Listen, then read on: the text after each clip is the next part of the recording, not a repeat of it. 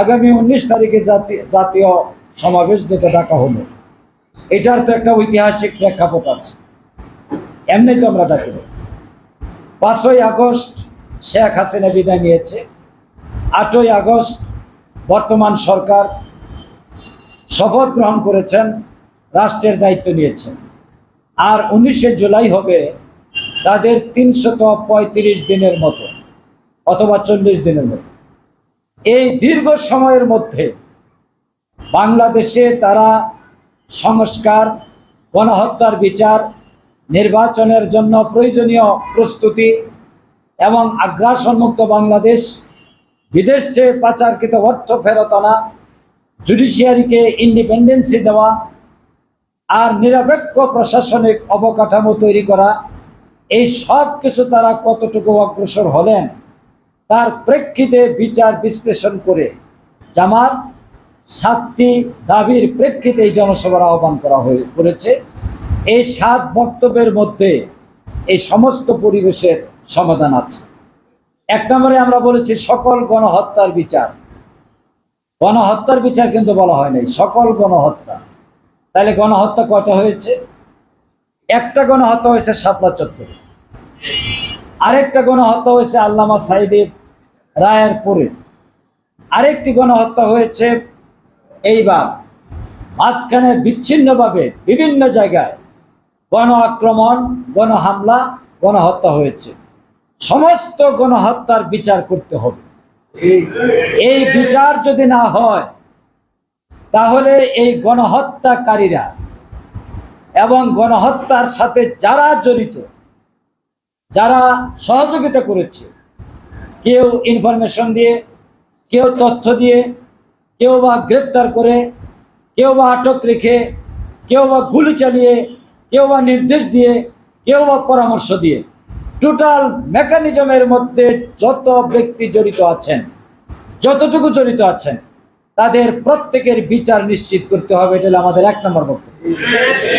এটা যদি না হয় বাংলাদেশে আবার অল্প সময়ের মধ্যে আর একটা স্বৈরাচারের উত্থান ঘটবে এবং তার চরিত্র কি হবে এটা আমরা কেউ কল্পনা করতে পারবো। এটা একটা ভিন্ন চরিত্রের স্বৈর শাসক হবে। এরা হওয়ার পর বোঝা যাবে যে হ্যাঁ, এতদিনে টের পেলাম একটা স্বৈরাচার আবার আমাদের সামনে আসছে। ততদিনে পানি বহুদূর গড়িয়ে যাবে। কিন্তু বিচার যদি হয়ে যায়, কোন স্বৈরাচার আর মাথা তুলে দাঁড়াতে পারবে না ইনশাআল্লাহ। এরপর আমরা সংস্কারের কথা বলছি। দেখেন, আমাদের কিছু রাজনৈতিক বন্ধু তারা সংস্কারের পরোক্ষভাবে বিরোধিতা করছেন, কারণটা বুঝি না। ওনাদের সমস্যা বাংলাদেশ স্বৈরাচারের ব্যবস্থা থেকে মুক্তি লাভ করবে, এটা তো জাতির জন্য কল্যাণ করবে। ওনাদের এত মাথা ঘামাবে। আমাদের একটা দাবি ছিল, একই ব্যক্তি সরকার প্রধান হইতে পারবে না, ওই ব্যক্তি আবার দলের প্রধান হইতে পারবে না। কারণ 54 বছরের যে সমস্যাটা, এই সমস্যার একটা বড় কারণ হইল এটা, যে ব্যক্তি দলের প্রধান তিনি হন সরকার প্রধান, অথবা যিনি সরকার প্রধান হন তিনি দলেরও প্রধান হন। ফলে দলেও তার নেতৃত্ব, রাষ্ট্রেও তার নেতৃত্ব। এই দুয়ের নেতৃত্ব, একই ব্যক্তির দুটো নেতৃত্ব দুই জায়গায় দেশকে স্বৈর শাসনের দিকে নিয়ে যায়। যে কোনো একটা ছেড়ে দিতে হবে। দেখবেন তাহলে দল আর রাষ্ট্রের মধ্যে, ওই দল আর রাষ্ট্রের মধ্যেই আর একসাথে এক ধরনের কাজ করতে পারবে না, একটা মতবিরোধ সৃষ্টি হবে। তখনই ব্যালেন্স হবে, যেটা সঠিক সেটাই বাস্তবায়ন হবে। এই কথাটি মানতে ওনাদের এত অসুবিধা কেন? তাহলে বোঝা গেল তাদের মধ্যে কিছু সমস্যা আছে। এরপর আমরা বলেছি পিআর পদ্ধতি, এত সমস্যা কেন? কিছু লোক বলেন পিআর পদ্ধতিতে রাজনৈতিক নেতৃত্ব হবে না, এখানে একক নায়কতন্ত্র কায়েম হবে, এখানে ভোটারদের কোনো ইনভলভমেন্ট থাকবে না, কারণ ভোটাররা যাকেই ভোট দেখ পার্সেন্টেজের ভিত্তিতে দলীয় নেতারা এটা ঠিক করবেন। বহু বক্তব্য দেওয়া হয়, কিন্তু পজিটিভ দিক কিন্তু আলোচনা করা হয়। ভোটাররা যা ভোট দিবেন, এই ভোটের ভিত্তিতে জাতীয় সংসদে প্রতিনিধিত্ব ঠিক হবে। ফলে কোনো ভোটারের একটা ভোটও মার যাবে না। মনে করেন একজন 9 লক্ষের মধ্যে 4.5 লক্ষ ভোট পেল একটা দল, আরেকটা দল ভোট পেল 3.5 লাখ, 3.5 কোটি আর 4.5 কোটি, আর 1 কোটি মিক্সড সবাই পেল। দেখা গেল 100, 200, 300, 500 ভোটের ব্যবধানে 4.5 কোটি ভোট যিনি পেয়েছেন তিনি সব আসনেই পাশ করছেন। 3.5 কোটি ভোট পাওয়ার পরেও একটা দল এক জায়গায় একজন এমপিও পাশ করতে পারে নাই, কারণ 300-400 ভোটের ব্যবধানে ফেল করছে। তাহলে 350 কোটি ভোটের মালিক হওয়ার পরেও একটা দল পার্লামেন্টে তার কোনো অস্তিত্বই রইল। এটা নাম গণতন্ত্র নয়, জনপ্রতিনিধিত্ব নয়। আর যদি পিয়ার পদ্ধতি থাকতো তখন ভোটের পার্সেন্টেজ হয়ে যেত। এই পার্সেন্টেজে দেখা যেত 3.5 কোটিরও প্রতিনিধি থাকতো, 4.5 কোটিরও প্রতিনিধি থাকতো। একটা দল 30% ভোট পেয়েছে, তার হবে 90টি। আরেকটা দল 40% ভোট পেয়েছে, তার হবে 120টি।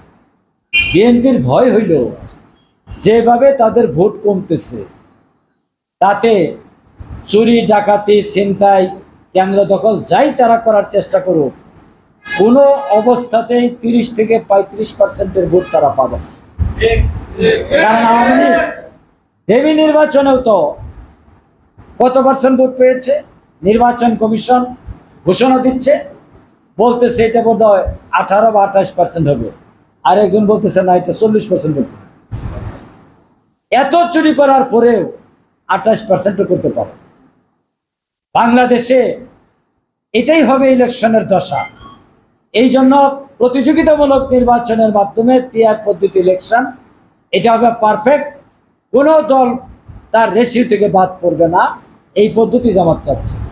সব বক্তব্যকে সামনে রেখে আগামী 19শে জুলাই আমরা ঐতিহাসিক সোহরাওয়ার্দী উদ্যানে জাতীয় সমাবেশের ডাক দিয়েছি।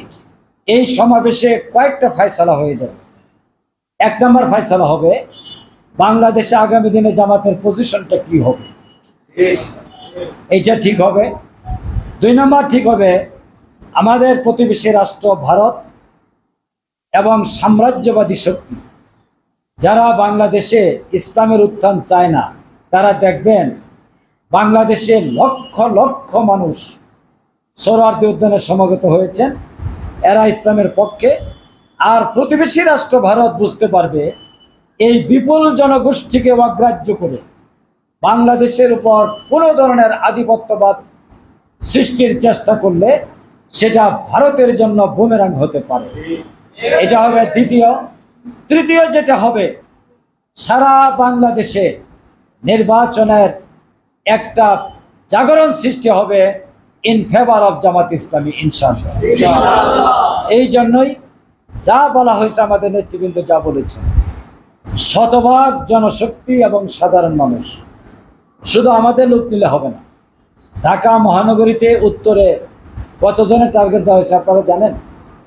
কয় লাখ? 5 লক্ষ লোক নিতে হবে ঢাকা মহানগরী উত্তর থেকে। 5 লাখ লোক তো এত সহজ না। 5,000-এ তো 5 লাখ হবে না, 50,000-এ 5 লাখ হবে না। কাজেই আপনাদের জনশক্তি যা আছে তার চেয়ে অনেক গুণ বেশি লোক এখানে নিতে হবে। যাওয়ার জন্য পাবলিক আছে, ছাত্র, শ্রমিক, কৃষক, বুদ্ধিজীবী, শিক্ষাবিদ, শিক্ষক, সর্বস্তরের মানুষ সেদিন ঢাকায়। আমি তো মনে করি যে সোহরাওয়ার্দী উদ্যান থেকে একদম উত্তরা পর্যন্ত লুকে লুকারণ্য হয়ে যাওয়া উচিত। আর ওই দিক দিয়ে সোহরাওয়ার্দী থেকে যাত্রাবাড়ি এবং ওই দিক থেকে পদ্মা ব্রিজে উঠার যে মোহনা, সেটা আর গাবতলী, গোটা ঢাকা শহর সেদিন শুধুমাত্র জামাতের লুকে লুকারণ্য থাকবে, এর কেন্দ্রবিন্দু থাকবে সোহরাওয়ার্দী। তাহলে সেই সমাবেশ বাংলাদেশে ইসলামের পক্ষে জাগরণ সৃষ্টি করবে এবং একটা ইসলামী বিপ্লবের পটভূমি তৈরি করবে ইনশাআল্লাহ। এই লক্ষ্যে আপনাদের কাজ করা দরকার। আর একটা কথা মনে রাখবেন, মানুষের চেষ্টা যখন চূড়ান্ত হয় তখনই আল্লাহ সাহায্য করে। চেষ্টার মধ্যে গন্ডগোল, আল্লাহ সাহায্য করবেন, কিছুতেই আল্লাহ সাহায্য করবেন। এটা আল্লাহর সুন্নত নয়। ওয়ালান তাজিদু লিসুন্নাতিনা তাহবিলা। আল্লাহ রাব্বুল আলামিনের নিয়মের কোনো পরিবর্তন হবে না, কোনো ব্যতিক্রম হবে না।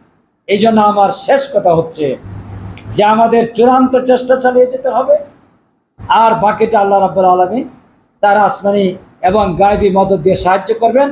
আমি বিশ্বাস করি এত রক্ত, এত ত্যাগ আল্লামা সাঈদী সাহেবের মতো একজন বিশ্ববরেণ্য মুফাসসিরে কোরআন, 13টি বছর কারাগারের অন্ধ প্রকোষ্ঠে যিনি ছিলেন, একটা খাট তাকে দেওয়া সম্ভব হয় নাই।